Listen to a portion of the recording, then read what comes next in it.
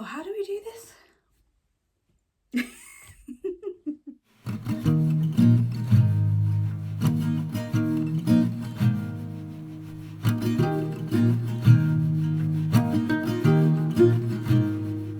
Hello and welcome to episode 9 of Merry Little Makes. I'm Mary, a aspiring knitwear designer and fibre art enthusiast based in Bristol in the UK. Thank you so much for joining me. If you're new, hello, nice to meet you. And if you're returning, welcome back. Thank you so much for coming back after a little hiatus. So if you have been here before, you'll know that I took a unplanned break over the summer. Not for any terrible reason, I was just very busy, and I'll talk about why in a bit, but I just didn't have loads of time for filming and editing and the other things that go into making a podcast. So I'm finally here and ready to talk to you. You will notice I am in a different space than usual. I haven't moved house, but we have a temporary house guest at the moment who is staying in the room I normally film in. So I'm up in my home office today, filming instead. So I'm very lucky I have another space I can film in. So yeah, I'm filming from there. First and foremost, a little bit of an update for you as to where I've been, what I've been doing, why it's been a little while, and then we will get into our kind of standard format. So I haven't got any finished objects to share with you. I have got one, but I can't share it yet because it's a gift for somebody and they won't have got it before this goes out, so you'll have to wait to see that one. But I do have 3 whips to chat about. So first of all, update on what's been happening. If you follow me on Instagram, you may already know this, but I have been collaborating with the lovely Kat from Heather and Hops, who I talk about all the time. And we are in the process of launching a new online community. It's like a paid newsletter-y journal type thing. It's a creative space basically where we are aiming to provide interesting educational self-developmental content for a monthly fee, which is awesome. It's kind of a curation of lots of different voices, including ours, and the idea is that it will keep growing and we'll be able to feature lots of cool people, lots of cool angles of things that interact with knitting. Yeah, it's very exciting. It's called Roots and Stitches. It will be launching soon, date TBC, but yeah, I'm really excited about that, so keep an eye out. I'll put the link to the Instagram for Roots and Stitches down below so you can give it a follow and kind of keep an eye on when things are going to be happening. We will be announcing the launch date very, very soon, so yeah, go give it a follow over there if you haven't already. And for those of you who already have, we just passed 500 followers, which seems wild to me given that we haven't officially launched yet, so thank you so much to everyone who's already supporting it. It means the world to me and Kat. We've been working on this for a really long time, and our friend Monica, my best friend who got married last week, we've all been working really hard on it for a long time, so it's amazing seeing it actually coming into the real world and we can talk about it now. It's great. So it's not going to be a super long episode today. I know I've been away for a while, but honestly I haven't done this for a bit, so I'm not sure how long I'm going to be able to just sit and talk to a camera for, but let's start with what I'm wearing. So you've seen these things before, however I will mention them again. So this is my tulip sweater. I will insert some photos, but just hoist myself up a bit. I can't really stand up, I haven't got any space, but this is my tulip sweater from Melody Hoffman, aka Bee Mandarins. It is knitted out of Nutiden in, I think it's the colour Salicate, if I remember rightly, but it's a colour that doesn't exist anymore because that's the way that Nutiden works. They're monthly seasonal releases, so but yeah, I really love this sweater. I think the Nutidens held up really well. I have worn it a lot. It's had a lot of use. It still smells great. I think I've washed it once since I made it, and I made it quite a long time ago, so yeah, it's held up really nicely. The only major modification, I say major, that I made was I love the little scalloped hem so much. I also added some scalloping, probably quite hard to see that, on the sleeves. So it's got like a little scallop on the sleeve as well, just because I really liked that detail. But otherwise it's quite true to pattern. I really like it. I wear it a lot. I've talked about it before, so if you're really interested you can go back into previous episodes and hear me talk about it. And then I am wearing my hand spun hat that I made, which I'm very proud of. So the lovely Kat gifted me some beautiful John Arbon fibre for a wedding present, and it's this, I think it's called Midnight or something like that, and it's black and red fibres, 100% merino. So I'll lean forward so you can see how it's, there you go, so you can see how it's knitted up. It's this like really beautiful dark red, and I just I went through a bit of a story with the hand spun. Again, you can see that in previous episodes, but I ended up making it into just a really simple ribbed beanie, and I really love it. I still have half of the merino left because she got me 200 grams of it, which was so nice. So I'm going to try and do the next spin a little bit finer and see what happens, but I really enjoyed making this, and having gone from fibre through to finished garment feels very satisfying. Took a long time, but very satisfying. So thank you very much again, Kat. This is a hat that I now share with my husband, but I mostly steal it, I'll be honest. Although it's getting colder now, so I reckon he might be wanting to wear it a little bit more. Yeah, so that is what I'm wearing. Finished objects. I unfortunately can't show you the one thing I have finished recently, so I'm not going to talk about it yet, but it's a surprise. It's a collaboration present from myself and another friend. She prepared the yarn and I am making something with it for our other friend, but I can't show you what it is just yet because I need to give it to her first. So, whips. First, two of them I've talked about before. One of them is totally new, so I'm going to talk about the ones I've talked about before first. And the first one you haven't seen for a little while, but there has been some progress. Well, it might not look like it. There has been some progress. This is my first sweater. So let me just, it's been scrumpled up. There you go. Look at the squishy goodness. I made it massive intentionally. I wanted it to be like this big oversized hug of a sweater, which it 100% is going to be. So this, again, I'll put it forward. Apologies for all the changes in light. There's sun coming in and out and doing all sorts of madness, and there's a window over there. So this is the first sweater from Hive Knits. I love this pattern. I love the look of it. Every time I see someone who's finished it, it looks so great.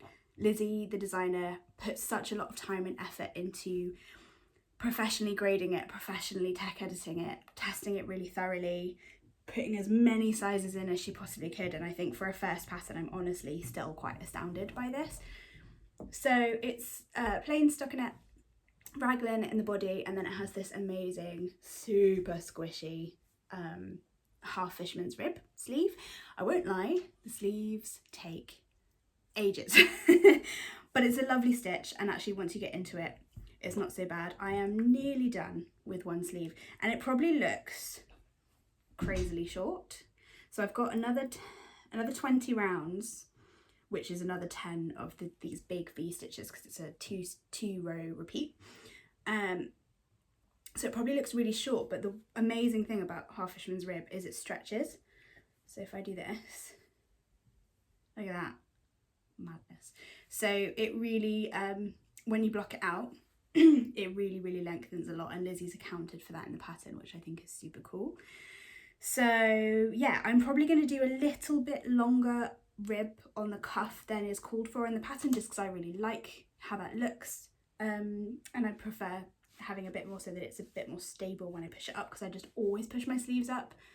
I've just noticed that's a thing that I always do. I like being able to pull them down over my hands when I'm really cold, but most of the time, you know, when I'm typing, when I'm driving, whatever I'm doing, if I'm doing something with my hands, my sleeves are up here. So I like having a slightly longer amount of ribbing so that it's just it just stays better.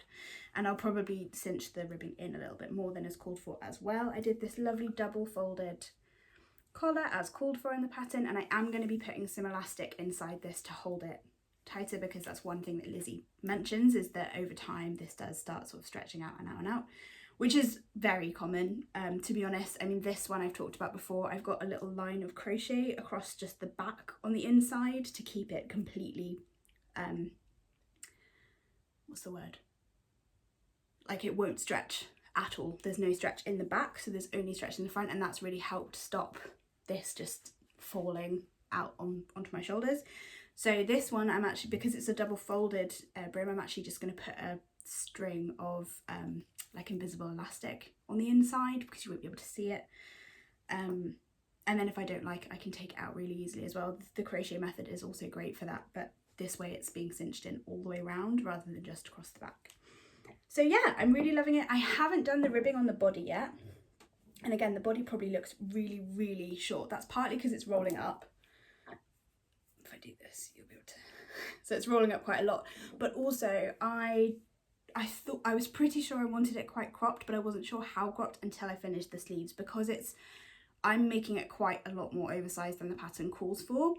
And I didn't want it to be just this ginormous thing, so I want the body to be a little bit shorter to account for the fact that the sleeves are going to be quite big and poofy, just to balance it out a bit. And I wasn't sure exactly how cropped I wanted it, so what I've done is I've put the body on waste yarn for now, and then I'll pick it up and either go straight into the ribbing or do a few more rounds on the body. So that's where it is. I love it so much. I'm really enjoying working on it. It's very, very easy and therapeutic. I can nearly do it without really looking or paying too much attention now. Obviously, beginning of each row I go, oh, which round I'm on, but other than that, it's really straightforward. I put it down for a long time because it was just too hot, and it is hot. This is should have said Holst Super Soft in either granite or charcoal, can't remember, sorry. And it is Drops Kid Silk Mohair in Ash Grey. So it's this beautiful dark colour. It's a really good, I mean, this is a colour that I wear all the time. So very, very happy about that. And I'm very excited. Hopefully next time I talk to you, there'll be a bit more progress on it as well. But I've nearly finished one sleeve, which is great. So that's my first sweater. And then the next one, now I always get the name of this wrong. I think it's From My Journey, but I always get the name wrong. From My Journey shawl. This is by, there we go. Let me find the right side. Not sure which is the right or the wrong side, which is nice. I like that for a shawl because this is the right side. So, oh, it's really defined on camera. That's nice. So this is the From My Journey shawl. It's really wobbly at the moment because it's obviously not blocked. This is by, she goes by a bunch of different names. So she's Needle on Needle on Instagram. I'll put all the names here and in the show notes so that you'll be able to see that. But her name is Dolly, I believe. And I've talked about her before. I think she's a really underrated designer. And she's just got beautiful, very interesting patterns. She's just released a bunch of new socks, which are also great. So please go and give her a follow and check her out. She's fantastic. So this is being made out of Whistle Bear in Heartland, I think, which is this beautiful like brownie grey. Then the fuzzy beige is Zakami yarns in Hygge, I think. So yeah, it's lovely. It's just stripes at the beginning, and then it's got, probably quite hard to see, some lace here, and then the stripes, and then we move into this lovely textured slip stitch honeycomb pattern. I will say I am now at a point where I'm holding the two yarns together. However, the first few sections you do need to break your yarn. So if you're someone who hates that for shawls, just bear that in mind. The beginning few sections of this, you are breaking your yarn each time before you change back to the other colour. But that's the only thing I would say. Let me just show you what it will eventually look like. Sorry for the rustling. It is From My Journey, look at me go. So this is hopefully what it will eventually look like. It's not not a million miles away from some Stephen West-esque or Andrea Mowry-esque patterns. It's been out for a very long time as far as I know. So, you know, make that what you will.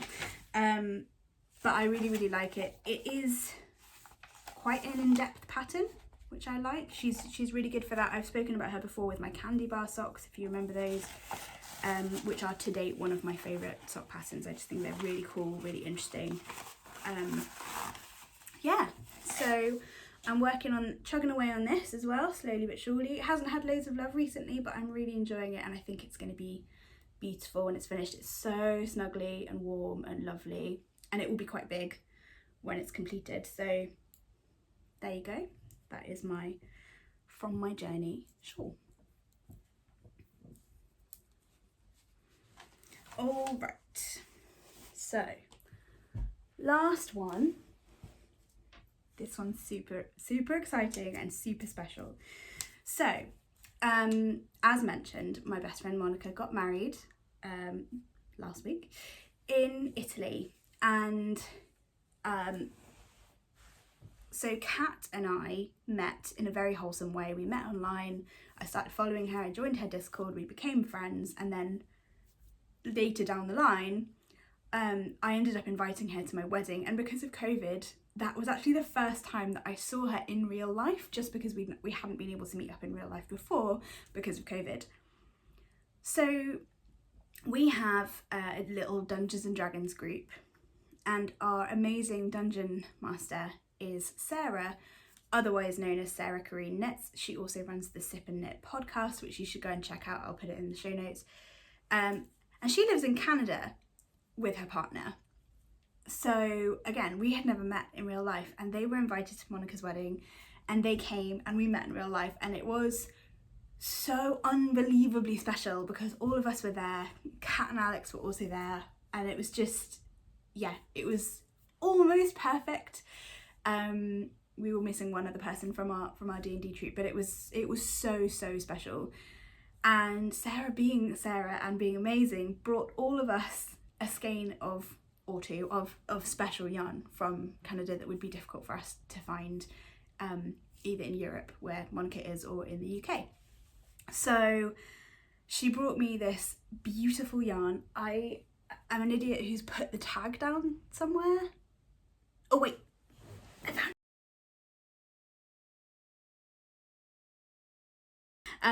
she's talked about this yarn before on her podcast as well, but this is the Fleece Artist BFL 100% Blue Face Leicester. I love Blue Face Leicester. It's one of my favourite fibres, which she knows. And she bought me a skein in the colourway Cedar, and it looks like this. You guys, I mean, can we just, oh, look at it. I love it so much.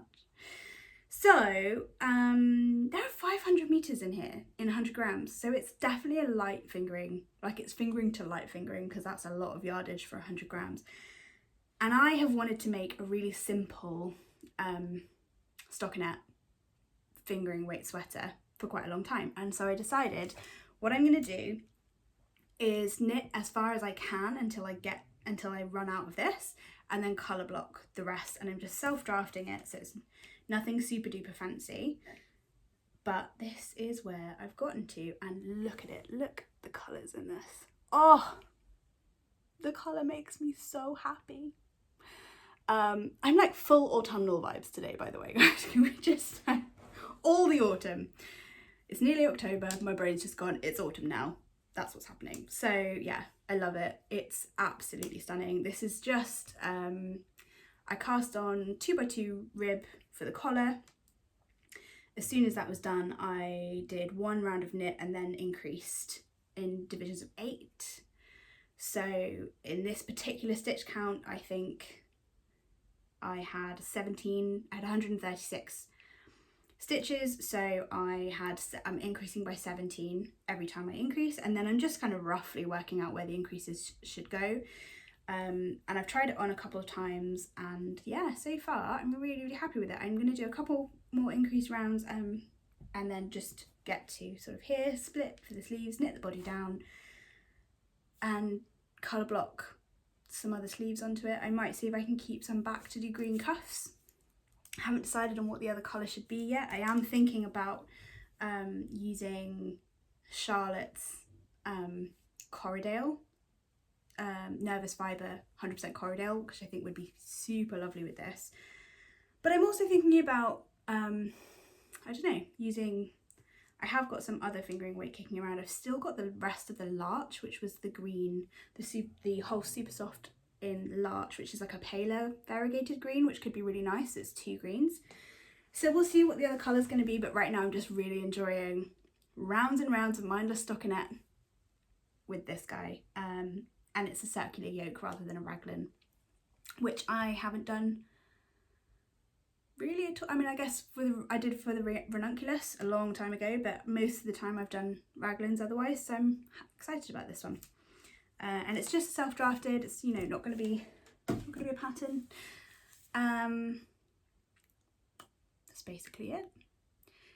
So I don't have any like big chatter, but let's move into the chatter segment. If it's not your thing, thank you so much for hanging out with me, and I will see you next time. So chat is going to be really quick this week. I'm literally just going to talk to you about roots and stitches a tiny bit. Well, not anymore really, but just to say roots and stitches is kind of an extension of this part of my channel. So I will keep talking about things I find important. I will keep having those conversations at the end, but roots and stitches is going to be a place where we really dig into some of the things that can be improved in the knitting space, as well as lots of really fun and creative and just inspirational stuff. There will also be a lot of thought-provoking and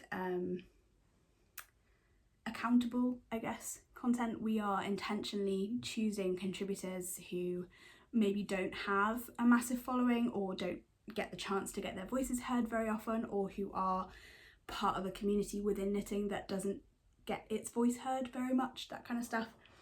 So yeah, I would love for you to be a part of that. Go and have a look at it, see what you think. It will be launching, as I say, very soon, so I'm not going to commit to any kind of regular recording schedule at the moment because many things have been changing in our life recently. I started a new job, there's been a whole bunch of stuff, so it's all quite busy, but I really like sitting and talking to you. And to all the people who have messaged me in the last few months saying, really love your content, hope you're okay, you know, because I haven't posted on YouTube. Thank you so much. It's so sweet to know that there are people who care about this weird little corner of the internet that I have. I love you all a lot, and keep being, as Kat would say, keep being excellent to each other. And for now, that's going to be it. So until next time, move slow and make things. Bye.